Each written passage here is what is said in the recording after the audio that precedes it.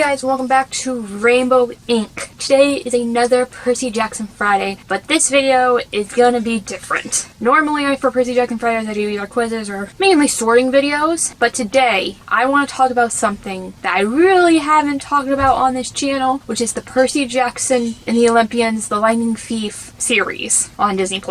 I wanted to talk about it for a while, but I wanted to wait until all 8 episodes came out. Now, this video was actually inspired by Dominic Noble's Lost in Adaptations videos, mainly his Percy Jackson ones for the show. So, hopefully, I don't get sued by him. Dominic Noble, if you're having to watch it, thank you for the videos. Very much love your Lost in Adaptation videos. You inspired me to do this video, but instead of going through and what they got right, what they got wrong, what they added, like in his videos, I'm just gonna go through and what they put in from every chapter in the book, from the 8 episodes. Because, by the way, all chapters from the book are represented, at least somewhat, in the show, which is very cool, and this is Percy Jackson episodes by the chapters. So if you guys see me hold up a piece of paper now and then, this is my script. So I could read off everything and also remember everything, because there's a lot. This is 7 pages long. So this is going to be fun. Again, these were inspired by Dominic Noble's videos. If you want to check him out, I will put his channel in the link description below. I also put his Lost in Adaptation, the Percy Jackson series, in the link description below. He has a playlist of all the episodes by then. So this is going to be a lot. Hopefully you all enjoy. Let's jump right in. Okay, episode 1. I accidentally vaporized my pre-algebra teacher. The chapters that were used in this first episode were chapter 1, part of chapter 2, and chapter 3. The first episode shares the same title as the first chapter in the book. Now we're going to get into what happened in the chapter, what got used in the show. For chapter 1, the whole field trip stuff with the last thing about the Greek gods, Chiron, aka Mr. Bunny at the time, giving Percy Riptide, Nancy bullying Grover, Nancy going into the fountain, Mrs. Dodds attacking Percy, and Percy fighting / slaying her. By the way, guys, I don't know why, but this is my favorite sequence in the whole show. Somewhat quite a bit happened. What was used in chapter 2 was Percy getting kicked out of school and the conversation he had with Mr. Brunner. Yeah, they only took a couple things out of chapter 2. For chapter 3, we see Percy's home life with Gabe and his mom. Percy and his mom go to the cabin in Montauk, revealing that he is a demigod.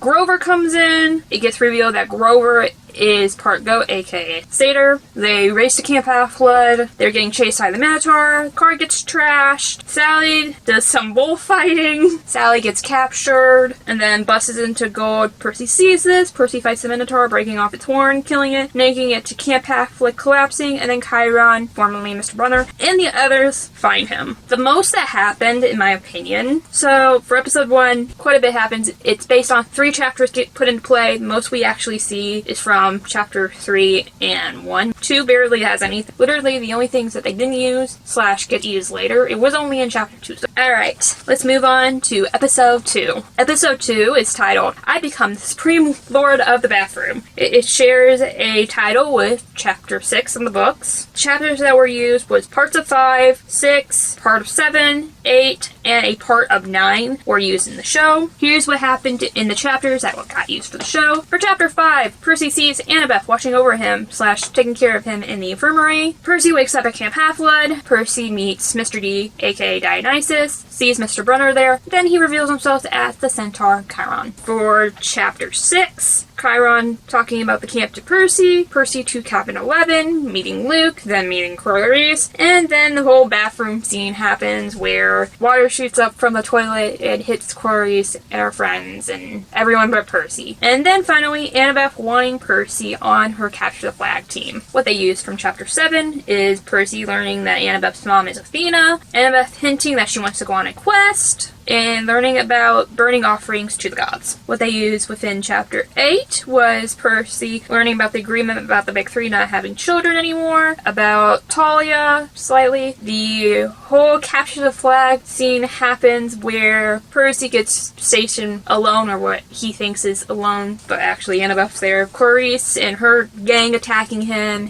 fighting back, him breaking her spear, and his team winning, and then Annabeth appearing, seeing the whole fight occurred. And then the water heals Percy, and he gets claimed by Poseidon. And then finally, chapter 9, Percy gets moved into cabin 3, gets told that Zeus's master bolt is missing. Zeus thinks Percy took it. The bolt must be returned by the summer solstice. They think Hades took it, and he was told / given a quest. There's that. Onwards to episode 3. Episode 3 is titled, We Visit a Garden Gnome Emporium. Episode 3 shares the same title as chapter 11 from the books. The chapters that were used in this episode were part of 8, the rest of 9, 10, and 11. Here's what happened in the chapters that got used in the show. For chapter 8, we learn what happened to Talia. I told you we're told about this. In chapter 9, Percy meets the Oracle of Delphine, gets a prophecy, and who gets to go on the quest with him, aka Annabeth and Grover. Chapter 10, Luke gives Percy the flying shoes. The quest begins by the trio going on a bus, and then the Furies come for them, and they defend off the Furies before they ditch the bus. In chapter 11, they come upon Auntie M's Garden Emporium meets Medusa, learns about her backstory. Medusa tries to turn them into statues by chasing the trio down. They fight / kill Medusa by cutting off her head, and Percy sends it to Mount Olympus. And that's pretty much it, what got used in these chapters for this episode. Alright, let's move along all of that and go into episode 4, I Plunge to My Death. It has the same title as chapter 13. Chapters that were used in the show was a small part of 12, 13, and a small part of 14. Here's what happened in the chapters and what got used in the show. Chapter 12, the only thing that got used was about Pan and Grover wanting to be a searcher to find Pan. Now, chapter 13, before I state it, is where the hunk of the story is.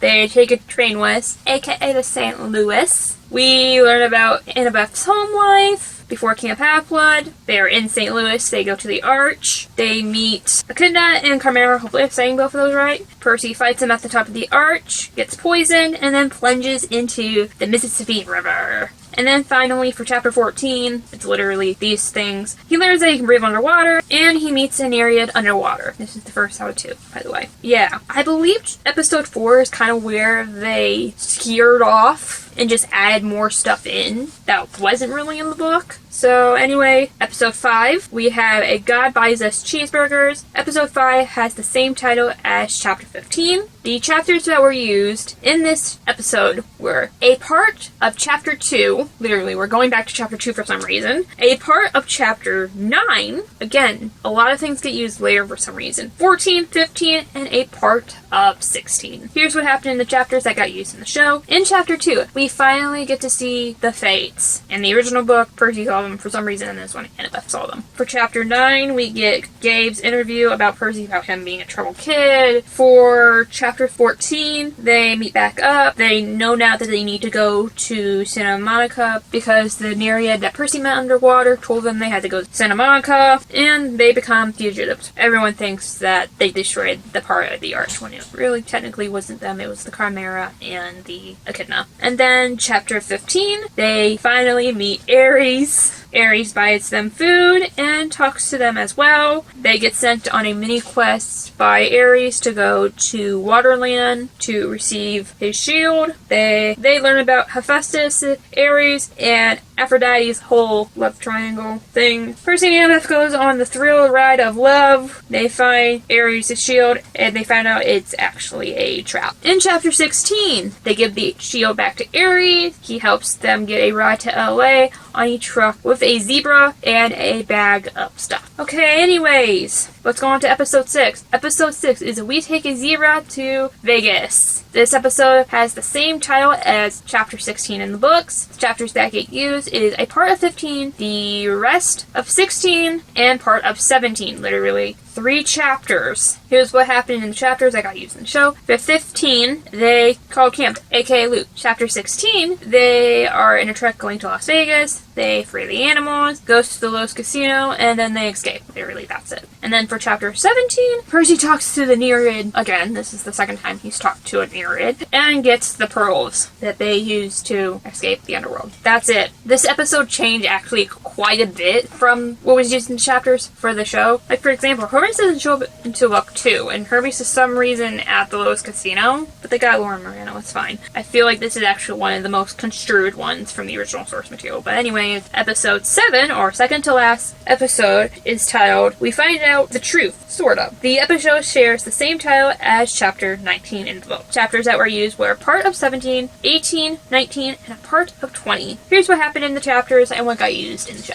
Chapter 17 goes to Krusty's, they meet him, trap him. At chapter 18, go to the underworld, meet Charon, hopefully I'm saying that right, see Cerberus, give Cerberus a ball for a distraction to get through. For chapter 19, they get into the inner parts of the underworld, they go through the Asphodel, gets led / primarily dragged to Tartarus by Grover's shoes, the one that Luke gave them, that Percy has the Master Bolt in his backpack without knowing that he did. It gets revealed that Ares took the bolt, they meet Hades, talk to him, finds out that he had nothing to do with this plan of the bolt, and just wants his helm back. They use the pearls to get out of the underworld, and then chapter 20, they are on the beach where Ares meets them. The big chunk of this episode is chapter 19, which no offense should be because this is the title that they used. And anyways, finally, episode 8, The Prophecy Comes True. This episode shares the same title as chapter 22 in the book. This is the final episode. The chapters that get used was part of 8, which for some reason we're going back to 8. The rest of 20, chapters 21 and 22.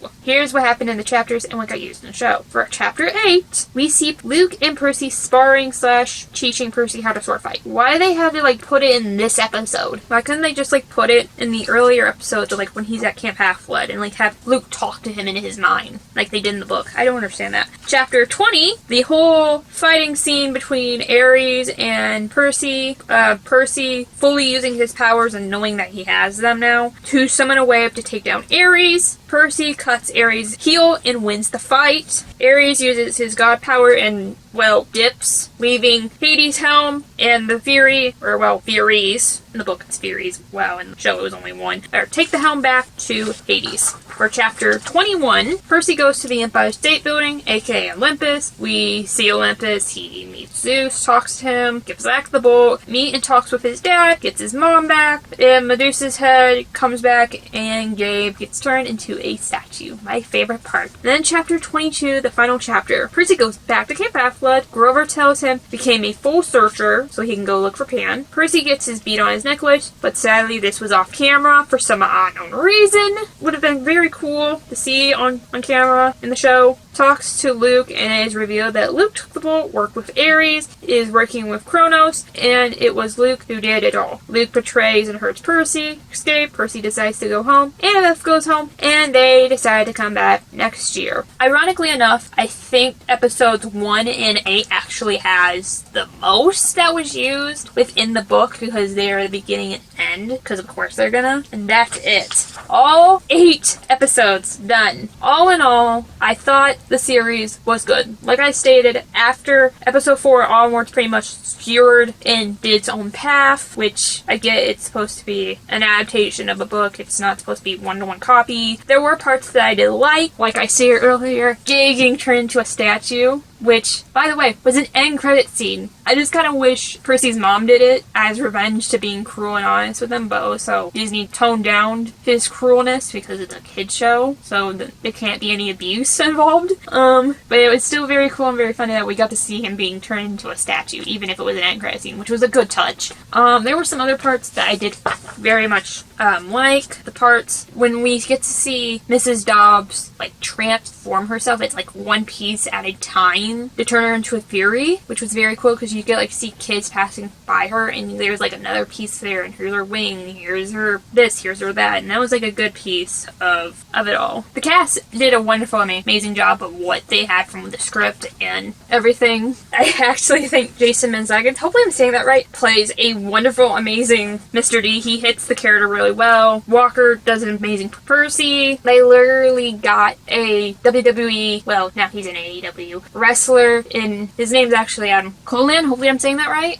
Colan did an amazing job with Ares. I really like that detail, knowing in the book that he was described as like a wrestler that you would see on TV, and he is a wrestler in real life. If you didn't know, when he was in WWE, his character's name was Edge. He's in AEW now. He uses his actual name, I believe. Like, did an amazing, wonderful job. Literally, the whole cast did amazing and wonderful. And let's just all agree right now, right here, that this show is 100 better than those damn movies. And I'm new adaptation. Percy Jackson fam kind of needed it, let's be honest here. I'm glad we got it. I hope we get a season 2. I hope we get a Sea of Monsters. I want to see who gets cast as Tyson. Tyson is one of my favorite characters. It's always a joy seeing him. Hey guys, it's the next day when I'm editing this, and season 2 got confirmed. So, yay! Sea of Monsters is coming our way! Yay! And yeah, I hope you enjoyed this video. I hope you enjoy Percy Jackson episodes by the chapters. I worked really hard on typing this all out. Again, I'm sorry for not really talking about the show. I did want to talk about the show, but I wanted to wait until all the episodes were out so I could see them. And I also wanted to do this type of video.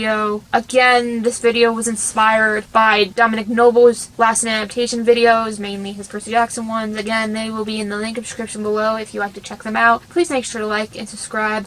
All that beautiful jazz, last video right there, subscribe beneath me, playlist Percy Jackson content is right up there, also be in the link description below, and I'll see you guys next time here on Rainbow Link. Bye!